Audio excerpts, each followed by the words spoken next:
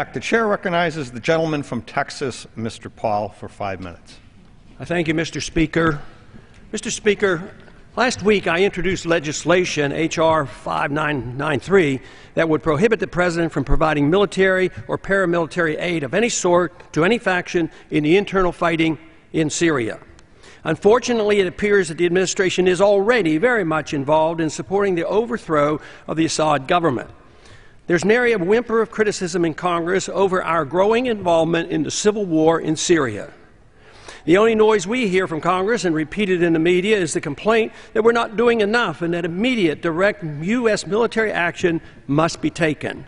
Tragically, our political leaders show both bad judgment and short memories when it comes to the downside of our foreign policy of mischief and intervention.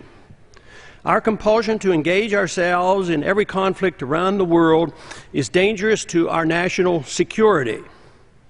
In dealing with Syria, the administration pretends to pursue diplomacy and provide humanitarian assistance to the people. In reality, the U.S. government facilitates weapons transfers to the rebels who are demanding immediate regime change. My goal is to stop our dangerous participation in the violence in Syria, yet evidence mounts that we're already deeply involved with no expectation that the administration will back away from military engagement. Recent reports indicate that the U.S. is providing logistics and communication assistance to the rebel forces. Assistance in getting arms to the rebels through surrogates is hardly a secret. Cooperating with the rebels' propaganda efforts has been reported and is used to prepare the American people for our coming involvement. There's every reason to expect that the well-laid plans to once again coordinate a favorable regime change will end badly. Even the strongest supporters of our direct and immediate military involvement in Syria admit the rebel forces are made up of many groups, including Al-Qaeda, and no one is sure to whom the assistance should be given.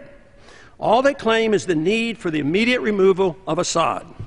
This policy is nothing new, and too often in our recent history, our assistance with dollars and weapons used to overthrow a government ends up with the weapons being used instead against us. The blowback from our policy of intervention has caused a great deal of harm to us since World War II. Propping up the Shah in Iran for 26 years was a powerful factor in motivating radical Islamists to eventually overthrow the Shah in 1979. The hostages taken at the U.S. Embassy at that time was a consequence of our putting the Shah into power in 1953. Working with the Mujahideen in the 1980s, our CIA supported radical Islam in an effort to combat communist occupation in Afghanistan. Later, this led to the radical Islamist hatreds being turned against us over our occupation and interference in Muslim countries. The $40 billion given to Egypt for over 30 years to prop up the Musharraf dictatorship and buy an unstable peace with Israel has ended with what appears to be the takeover of Egypt by the Muslim Brotherhood. They may well turn Egypt into a theocratic Islamic state unless our CIA is able to once again gain control. Al-Qaeda now has a presence in parts of Egypt and has been involved in the bombing of pipelines carrying gas to Israel. This is hardly a policy that is enhancing Israel's security. What are the possible unintended consequences of this policy if we foolishly escalate the civil war in Syria? The worst scenario would be an all-out war in the region involving Russia, the United States, Israel, Iran, Turkey, and others. The escalating conflict could rapidly make containment virtually impossible.